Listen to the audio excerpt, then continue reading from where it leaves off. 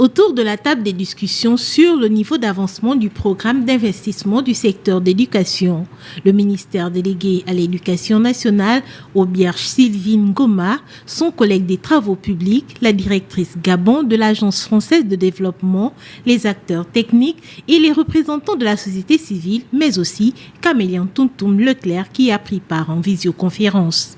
Dans ce grand Libreville, on est parti sur 15 sites, la première phase. Et au jour d'aujourd'hui, nous avons quasiment bouclé sur les 15 sites.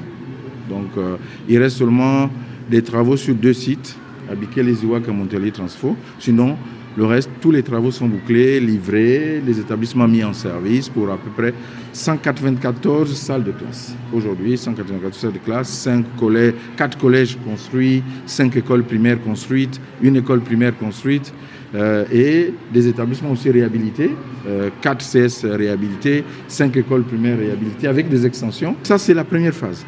La deuxième phase des constructions doit intégrer maintenant Port-Gentil. Malheureusement, cette phase a connu beaucoup de retard. Nous en avons parlé lors de la réunion du comité de pilotage et les décisions ont été prises. Côté AFD, entre respect des délais et l'utilisation des fonds, le résultat est satisfaisant. Le projet avance bien. Donc la première phase est terminée. Nous sommes ici dans une belle école construite, de salles qui, elles, sont réhabilitées. Beaucoup de salles pour les professeurs, pour les enseignements scientifiques, des infrastructures sportives.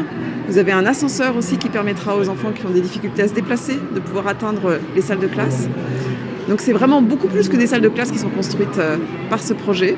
L'étape 2 du programme PIS va pouvoir débuter dans le Grand Libreville et Port-Gentil dans la province de l'Ogué-Maritime.